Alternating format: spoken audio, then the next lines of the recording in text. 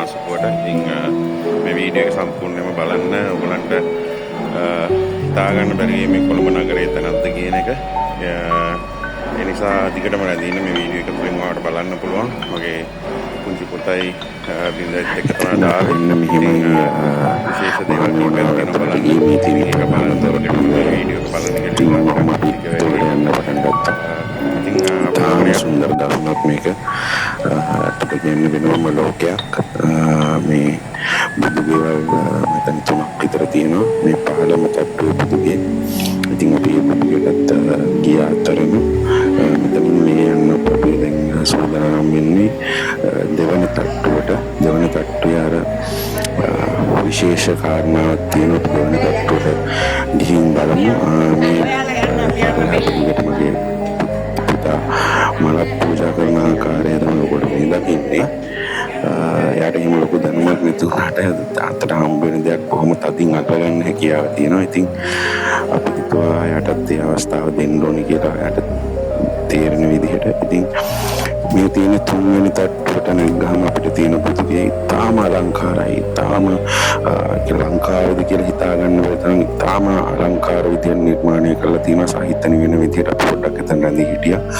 මේ දෙවන තට්ටුවේ තියෙන බුදුගේ මේක විශේෂත්වය තමයි මේ ගොඩමල් ජලයේ පිපෙන මල් සියලුම දේවල් පිපෙන එක්තරා ගහක් බුදුන්ගේ කාලේ තිබුණායි කියලා අදහසක් තිබෙනවා. ඒක තාමත් තියෙනවායි කියලා කියනවා. ඉතින් ඒක ආශ්‍රය කරගෙන නිර්මාණය කරපු දෙවන තට්ටුවේ තියෙන බුදුගේ තාම සුන්දර දර්ශනයක්. ඒ කියන්නේ හිත නිවෙන සහ තාම අලංකාර ඇස් දෙකට නිතට අඳුනක් තරම් සුන්දර සහ හිත නිවෙන දර්ශනයක්. ඒක ඇත්තටම මේක මේ ලංකාවේ කියලා හිතාගන්න බැරි තරම් අති විශිෂ්ට ආකාරයෙන් නිර්මාණය කරලා තියෙනවා.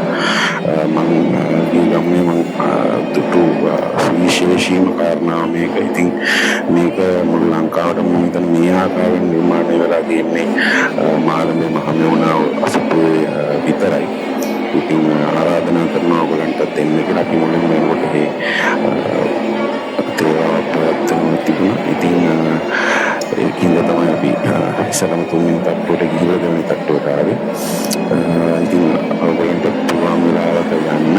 නමුත් ඒ සදහසිතින් යන්න නැතුව හේතුව අමතක කරන්නේ නැතුව ඒ හේතුවත් එක්ක ගිහිල්ලා එන්න කියන ආරාධනාව කරනවා. මෙත් දෙවෙනි තට්ටුවට අපි නැවතත් ගියා. මොකද මේ එතන තිබුණා වෙනමම ආකාරයේ පරිසරයක්. ඒක බොහොම අර වගේ අලංකාරයක් නෙක බොහොම වෙනස්ම ආකාරයකින් තායිලන්තයේ වගේ අපිට දකින්න ලැබෙන ආකාරයේ ගෘහ නිර්මාණ ශිල්පයක් තිබුණේ. ඉතින් ඒක පොළොවත් වෙනස්ම ආකාරයෙන් නිර්මාණය වෙලා තිබුණා.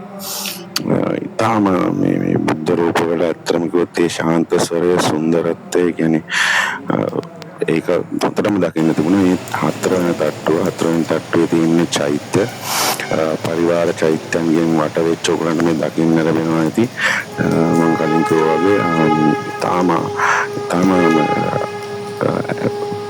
හිත නිවෙන සුළු සහ තාම දර්ශනීය ලෙස නිර්මාණය කරලා තියෙනවා. ඉතින් අපි පොඩ්ඩක් යමු ඒ අතරතුරේ කොහොමද කියලා බලන්න. ඒ වටේට මම ඔයගොල්ලෝ පොඩ්ඩක් එක්කගෙන යන්න. ඉතින් මේ ආකාරයට තමයි නිකන් අතරම මට කිව්වොත් මේ හරිය සිරිපාද උඩමළුව හසී ගන්නුනා මේ කොටසට අපි ගිය වෙලාවේ. ඉතින් මේ අපි පොඩ්ඩක් වටේට යනවා. ඔයගොල්ලන්ට බලා ගන්න පුළුවන් වෙන කියලා නැති කට්ටියට. ඉතින් කියන්න වචන නෑ. ඒ ලබාගත් අත්දැකීම සහ ඒ ගත කරපු කාලය එතන අපි එතන පහළ තට්ටුවේ වාඩි වෙලා හිටිය ටික වෙලාවක්. මොකද ඒකේ තරම් වාඩි වෙලා ශාන්ත ස්වරයෙන් ඉඳින්න පුළුවන්. එකම දේ මම හිතන්නේ මේ ස්පෝර්ට් යනකොට ටිකක් උදෙන් වෙන එක සුදුසුයි. මොකද ටිකක් නාගරික පරිසරයක මේක තියෙන්නේ. එතකොට ඒ පරිසරයත් එක්ක ටිකක් රස්නිය වැඩි වෙන්න පුළුවන්. පොඩි ළමයිට වගේ යනවා නම් ඒකත් හේතුවක්. මම හිතන්නේ උදේම ගියා නම් මේක මීටත් වැඩිය දර්ශනීය වෙයි. මම හිතන්නේ රාත්‍රී කාලේ කොයි වගේද කියන්නේ විදුලි ආලෝකයත් එක්ක මම හිතන්නේ හොඳම වෙලාව උදෑසනම යන්න 6-7 වෙනකොට වගේ. එහෙම නැත්නම් රාත්‍රිය මාර 7 වගේ කාලේදී කියොත් උගලන්ට මේ දර්ශනීය තත්ත්වය බලා ගන්න පුළුවන්. ඊට අපි වාසනාවන්ත වුණා චෛත්‍ය තේවාව කරන අවස්ථාවේ තේවාව අත්විඳ ගන්න. මොකද ඒක මම හිතන්නේ හැම කෙනෙක්ටම ලැබෙන අවස්ථාවක් කියලා. ඉතින් ඒකත් එක්ක සහ මෙහි විශේෂත්වය තමයි මෙහි චිත්‍රවල පොඩි විශේෂත්වයක් පොඩි බටහිර ආරක් තිබුණා. මම ඒක හොඳ ආකාරයෙන් දන්නවා චිත්‍ර ඉගෙනගත්ත කෙනෙක් නිසා.